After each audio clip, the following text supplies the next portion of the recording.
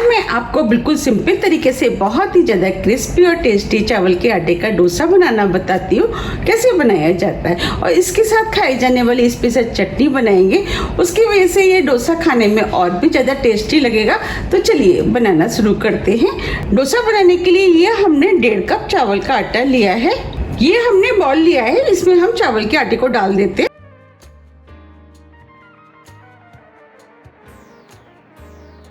अब हम इसमें 2 कप पानी डाल देते हैं।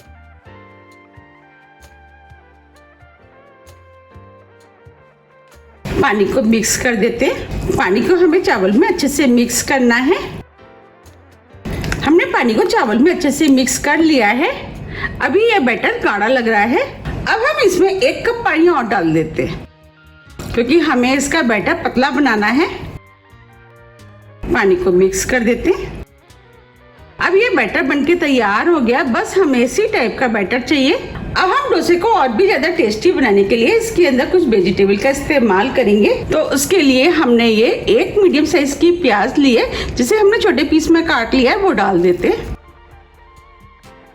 1 मीडियम साइज की गाजर, इसे हमने कद्दूकस कर लिया है, इसे भी डाल देते हैं। 2 हरी मिर्च आप अपने टेस्ट के अनुसार थोड़ी सी कम या ज्यादा भी कर सकते हैं। 4 से 5 करी पत्ते, जिसे छोटे पीस में काट लिया है, उसे भी डाल देते, इससे खुशबू अच्छी आएगी। थोड़ा सा हरा धनिया, 1 टीस्पून जीरा, नमक टेस्ट के अनुसार। अब हम सभी चीजों को मिक्स कर लेते हैं। अब ये बैटर बनके तैयार हो गया है। अब हम बैटर को 20 मिनट के लिए सेट होने के लिए रख देते हैं और डोसे के साथ खाई जाने वाली चटनी बना लेते हैं। चटनी बनाने के लिए पैन में 1 टेबल स्पून ऑयल डाल देते हैं। ऑयल आप अपने टेस्ट के अनुसार थोड़ा सा कम या ज्यादा भी कर सकते हैं।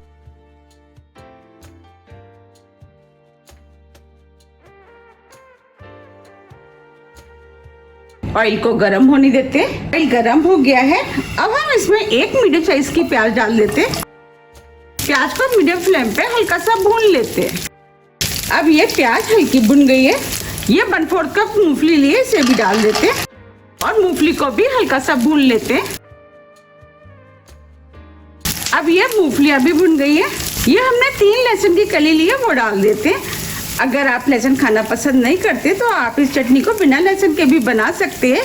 थोड़ी सी करी पत्ते, इससे फ्लेवर अच्छा आएगा। 1 बड़े साइज का टमाटर, इसे भी डाल देते हैं और सभी चीजों को मिक्स कर लेते हैं। ये हमने सभी चीजों को अच्छे से मिक्स कर लिया है। अब हम इसमें नमक डाल देते हैं, नमक टेस्ट के अनुसार। नमक डालने से टमाटर जल्दी से सॉफ्ट हो जाएंगे। अब हम चटनी में खटास के लिए थोड़ी सी इमली डाल देते हैं।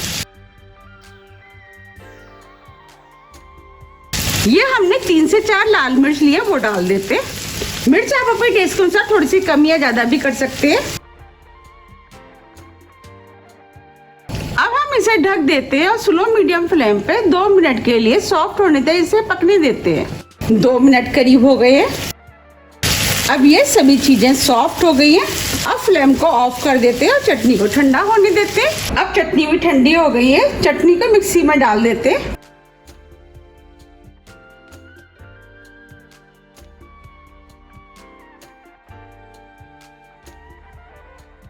अब हम चटनी में थोड़ा सा पानी डाल करके चटनी को मिक्सी से महीन पीस लेते हैं। अब ये चटनी भी पीस के तैयार हो गई है। अब हम चटनी को इस बाउल में निकाल लेते हैं।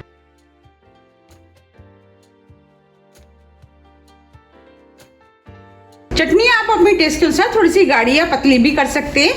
अब हम चटनी के लिए तड़का बना लेते हैं। तो तड़के पैन में 1 टेबल स्पून ऑयल डाल देते हैं। ऑयल को गरम होने देते हैं। ऑयल गरम हो गया है। अब हम इसके अंदर 1 टीस्पून राई डाल देते हैं। राई को तड़कने देते हैं। फ्लेम को हमने स्लो कर दिया है। थोड़ी सी हींग डालने से चटनी में फ्लेवर अच्छा आता है। थोड़े से करी पत्ते, 1 लाल मिर्च। अब ये तड़का बनके तैयार हो गया है। अब हम फ्लेम को ऑफ कर देते हैं। अब हम तड़के को चटनी में डाल देते हैं। तड़के को मिक्स कर देते हैं। देखिए कितनी बढ़िया चटनी बनके तैयार हुई है। चलिए अब चटनी तो बनके तैयार हो गई है, अब डोसे बना लेते हैं। अब इधर 20 मिनट हो गए हैं। अब ये डोसे का बैटर भी सेट हो गया है और ये बैटर थोड़ा सा मुझे गाढ़ा लग रहा है। अब हम इसके अंदर आधा कप पानी डाल देते हैं, क्योंकि हमें डोसे का बैटर पतला ही चाहिए।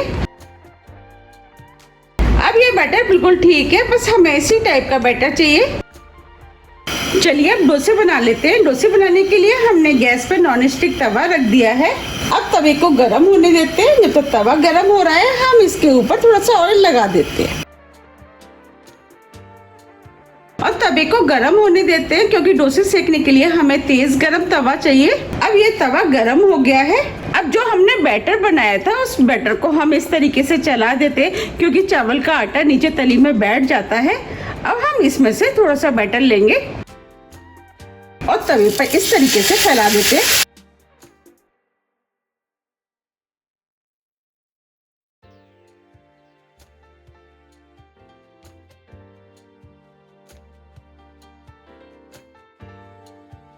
अब डोसे को मीडियम फ्लेम पर सिकने देते हैं। डोसा क्रिस्पी बने इसके लिए हम साइड में थोड़ा सा ऑयल लगा देते हैं। आप ऑयल की जगह घी का भी इस्तेमाल कर सकते हैं, थोड़ा सा ऑयल ऊपर से। अब डोसे को मीडियम फ्लेम पर सिकने देते हैं। अब ये डोसा सिक गया है और क्रिस्पी भी हो गया है। अब हम इसे फोल्ड कर लेते हैं। अब इसे प्लेट में निकाल लेते हैं।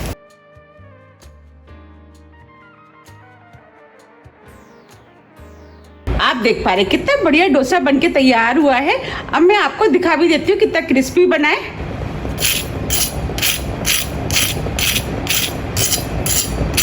बनाए ना कितना क्रिस्पी। इस तरीके से हमें सभी डोसे बनाने हैं। अब हम तवे पे दोबारा से हल्का सा ऑयल लगा देते हैं और बैटर को तवे पे डाल देते हैं।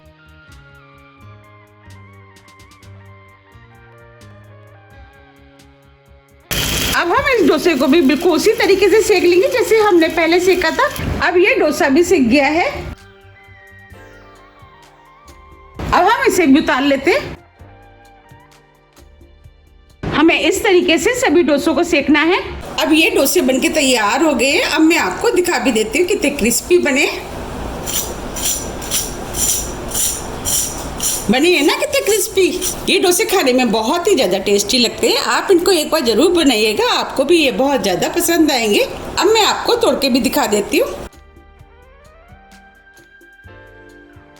देखिए कितने बढ़िया डोसे बने हैं ना, कितने बढ़िया।